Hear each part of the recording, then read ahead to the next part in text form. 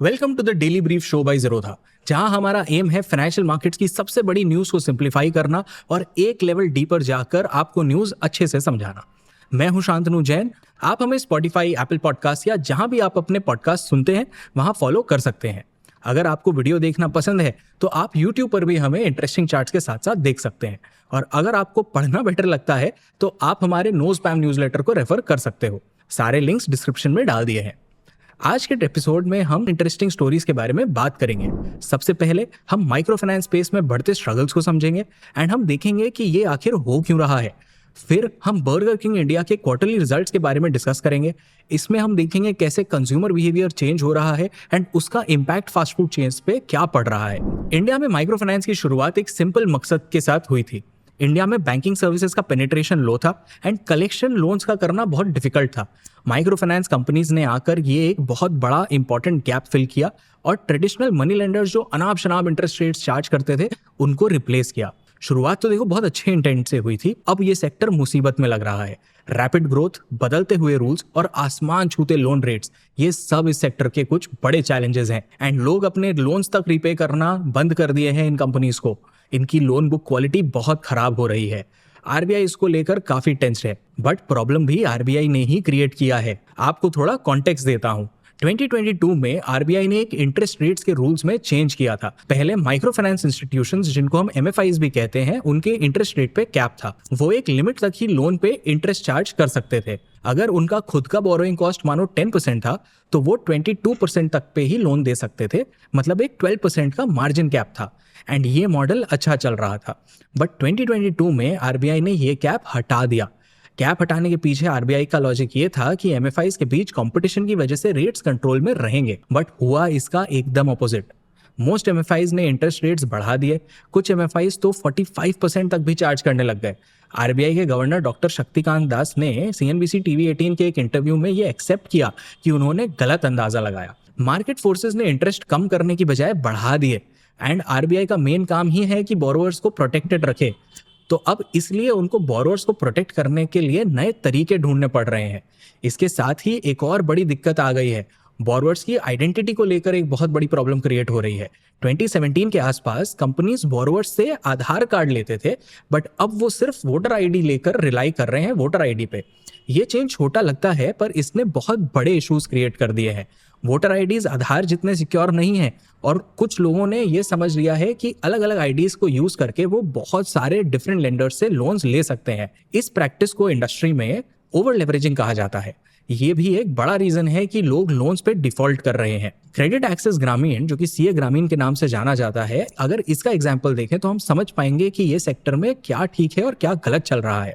उनके नंबर्स एक इंटरेस्टिंग कहानी बता रहे हैं। उनका लोन पोर्टफोलियो 25,133 करोड़ रुपीस तक बढ़ गया है, जो कि 11.8% अप है क्वार्टर ऑन क्वार्टर। सुनने में ये बहुत इंप्रेसिव लगता है, पर अगर आप डीपली डेटा को एनालाइज करोगे तो आपको एक बहुत बड़ा प्रॉब्लम दिखेगा।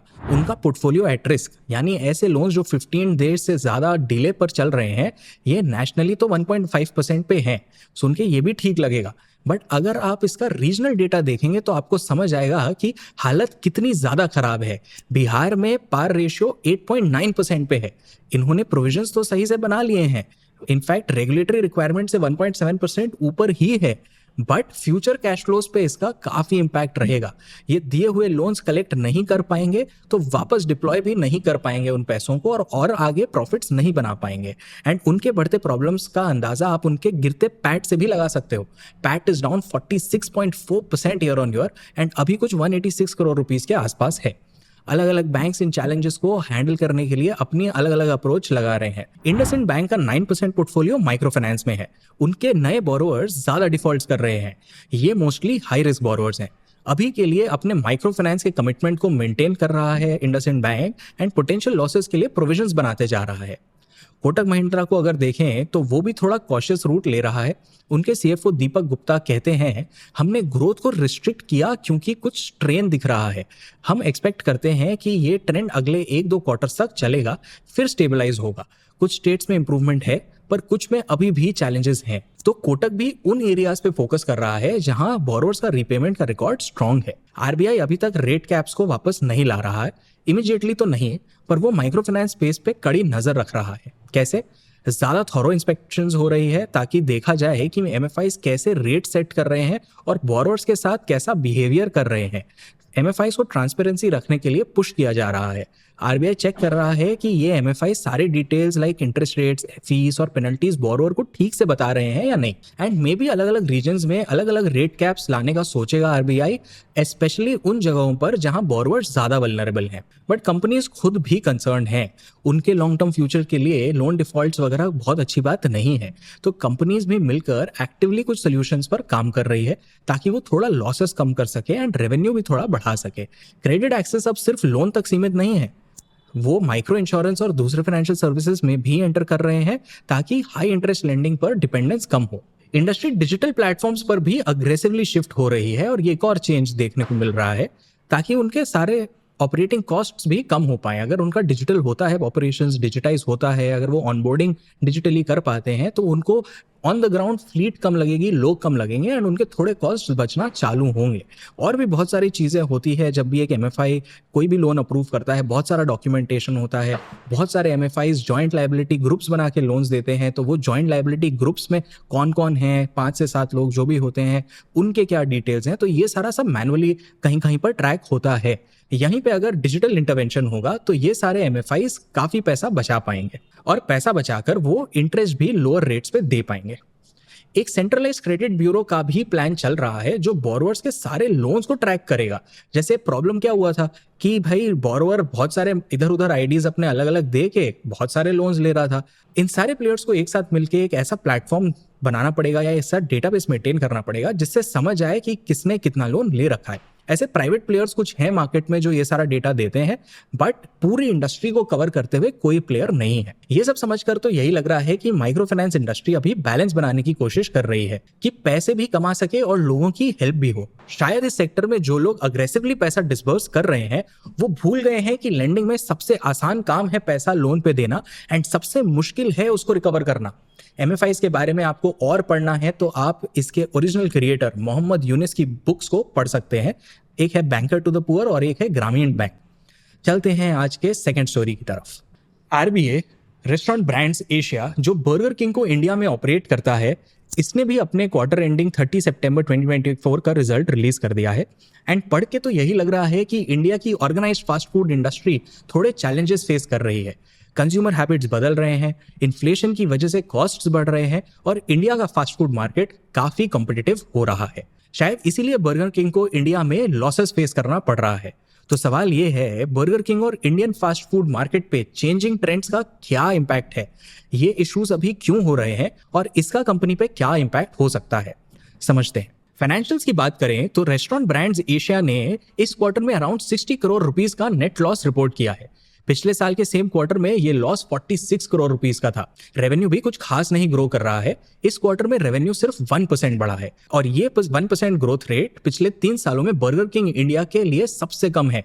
एक रीसेंट अर्निंग्स कॉल में रेस्टोरेंट ब्रांड्स एशिया के मैनेजमेंट ने बताया कि फुट ट्रैफिक यानी जो लोग बर्गर किंग के स्टोर्स में आ रहे हैं वो पहले से कम हो रहा है और इससे पुराने स्टोर्स का ग्रोथ नेगेटिव हो गया है। इस इंडस्ट्री में एक और मेट्रिक ट्रैक किया जा रहा है, सेम स्टोर सेल्स ग्रोथ। ये चेक करता है कि जो स्टोर्स 1 साल या उससे ज्यादा टाइम से खुले हैं उनका परफॉर्मेंस कैसा है। अनफॉर्चुनेटली बर्गर किंग के लिए ये मैट्रिक भी इस क्वार्टर में 3% डाउन था। पिछले साल के सेम क्वार्टर में ये 3.5% ग्रो किया था। अब सवाल ये है, ये सब हो क्यों रहा है? बर्गर किंग इंडिया के लिए मानो बहुत सारी मुश्किलें एक साथ आ गई हैं। एक तो decline in same store sales, एक बड़ा फैक्टर ये है जिसमें पुराने स्टोर्स पे सेल्स गिर रहे हैं, या तो कम लोग विजिट कर रहे हैं या लोग कम पैसा खर्च कर रहे हैं। दूसरा फैक्टर है कि फास्ट फूड रेस्टोरेंट्स चलाना महंगा हो रहा है। आरबीआई के मैनेजमेंट के हिसाब से इस क्वार्टर में स्टोर्स को चलाने का टोटल खर्चा अराउंड 3% से बढ़कर करीब 700 करोड़ रुपीस हो गया है। ये बढ़ते कॉस्ट मेनली मटेरियल्स और रेंट की वजह से है जो कंपनी की प्रॉफिटेबिलिटी को कम कर रहा है। अब ये चैलेंजेस सिर्फ बर्गर किंग इंडिया तक सीमित नहीं है, ये इंडिया के फास्ट फूड सेक्टर में एक बदलते ट्रेंड को भी दिखा रहा है। कई मेजर फास्ट फूड चेन्स भी सिमिलर इश्यूज फेस कर रहे हैं। सफायर फूड्स जो पिज्जा हट और केएफसी ऑपरेट करता है, वेस्ट लाइफ फूड वर्ल्ड जो मैकडॉनल्ड्स ऑपरेट करता है और दिव्यानी इंटरनेशनल जो यम ब्रांड्स चलाता है, इन्होंने भी अपने सेल्स में डिक्लाइन देखा है। तो पूरे फास्ट फूड इंडस्ट्री में इंडिया में स्पेशली अभी मुश्किल नजर आ रहा है। एंड इसके ब्रॉडली दो रीजन समझ में आ रहे हैं। एक तो कंज्यूमर स्पेंडिंग थोड़ा कॉशियस हो गया है। इंडिया में अब बहुत लोग पैसा देख कर खर्च कर रहे हैं। सितंबर में रिटेल इन्फ्लेशन रेट 5.49% था, जो अगस्त के 3.65% से काफी ज्यादा है। इसका मतलब है कि लिविंग कॉस्ट काफी बढ़ रहे हैं। लोगों के पास शायद नॉन एसेंशियल खर्चों के लिए पैसे अब नहीं हैं। एंड बर्गर किंग जैसे fast food outlets non essential खर्चों में ही कैटेगराइज होते हैं। अब लोग शायद ज्यादा सेव कर रहे हैं एंड इसीलिए इन फास्ट फूड चेन्स की डिमांड थोड़ी कम हो रही है। और तो और लोग हेल्थियर ऑल्टरनेटिव्स भी प्रेफर कर रहे हैं। तो एनीवे इनके लिए ये डबल वैमी की तरह, एक डबल प्रेशर की तरह सामने नजर आ रहा है। सेकेंड प्रेशर जो इन पे है वो है कॉम्पिटिटिव प्राइसिंग का। प्राइस सेंसिटिव कंज्यूमर्स को अट्रैक्ट करने के लिए बर्गर किंग और काफी फास्ट फूड कंपनीज ने सस्ते आइटम्स इंट्रोड्यूस किए हैं। कुछ आइटम्स तो 50 रुपए में भी अवेलेबल हैं, बट इसका अभी सेल्स पे कुछ खास इंपैक्ट नहीं दिख रहा है। ऐसा नहीं है कि बहुत ज्यादा इसकी वजह से सेल्स बढ़ गया हो या कम हो गया हो। लेकिन इन चैलेंजेस के बावजूद बर्गर किंग इंडिया के फ्यूचर को लेकर काफी ऑप्टिमिस्टिक है आरबीए का मैनेजमेंट। उन्होंने कुछ लॉन्ग टर्म गोल्स बनाए हैं, जैसे digital expansion, then profit margin को इंप्रूव करने के लिए डिलीवरी प्राइसिंग और सप्लाई चेन को एडजस्ट थोड़ा सा करना, थोड़ा सा बेटर बनाना, और फिर नए स्टोर्स को में भी एक्सपैंड करना और भी नए स्टोर्स खोलना। ब्रॉडली आरबीआई का फोकस कंसिस्टेंसी और प्लान्ड ग्रोथ पर है, ना कि क्विक एंड रिएक्टिव चेंजेस पर। अभी के लिए बर्गर किंग इंडिया को कस्टमर्स अट्रैक्ट करने और कॉस्ट्स मैनेज करने के बीच में बैलेंस बनाना पड़ेगा। जब ब्रॉडर इकोनॉमी थोड़ी स्टेबलाइज होगी और कंज्यूमर स्पेंडिंग वापस आएगी, तो बर्गर किंग इंडिया शायद मार्केट का एक बड़ा हिस्सा कैप्चर कर सकता है। पर तब तक बर्गर किंग इंडिया और दूसरे फास्ट फूड कंपनीज यही उम्मीद कर रहे होंगे कि स्लो डाउन टेम्पररी हो एंड नेक्स्ट क्वार्टर में ये वापस कम बैक कर पाएं।